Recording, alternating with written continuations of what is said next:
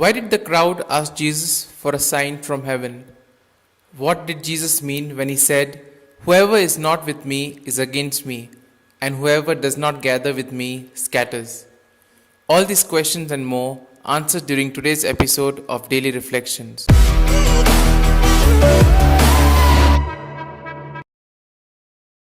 Today's Gospel speaks about a long discussion around the expulsion of a mute demon which Jesus had performed before the people. The casting out of demons was a particularly cultural activity of Jesus. Demons were the names given to what possesses us in violent ways in our lives. Maybe today it would be the occasions that make for greed, violence in any way, or the self torturing guilts which may fill us. The expulsion of the demons. The first impact caused by the action of Jesus among the people is the expulsion of demons. One of the principal causes of the discussion of Jesus with the scribes was the expulsion of the devils. They slandered against him, saying, "He is possessed by Beelzebul." The first power that the apostles received when they were sent out on mission was the power to drive out demons. The first sign which accompanies the announcement of the resurrection is the expulsion of demons. The expulsion of devils was what struck people more. By means of the expulsion, Jesus restored or recovered persons to themselves. He restored their judgment and their conscience. But this gospel wants to tell us that it is forbidden to the Christian to fear Satan.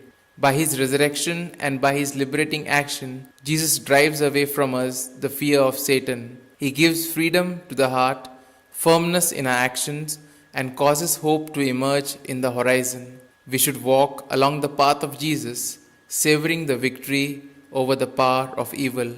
The diverse reactions of the crowd. Jesus was casting out devils. People were surprised, astonished, and applauded. Others said that it is in the name of Beelzebul that he cast out devils.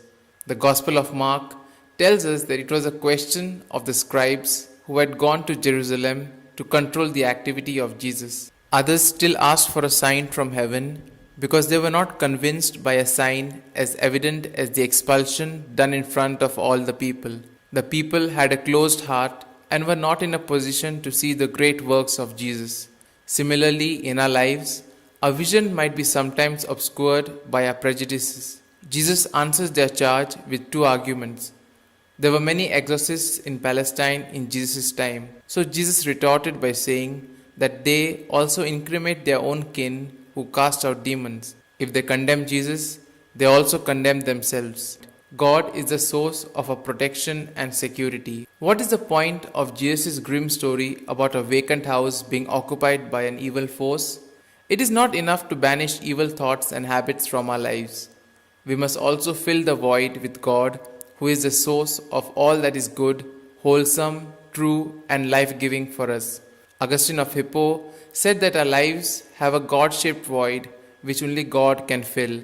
If we attempt to leave it vacant or to fill it with something else which is not God, we will end up being in a worse state in the end.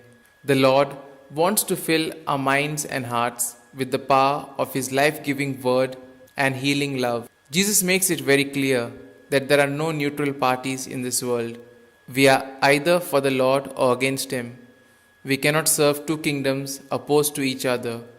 If we disobey God's word, we open the door to the power of sin and the deception of Satan in our personal lives. Here are some points for our personal reflections. Is Jesus the Lord of your mind, heart, and home?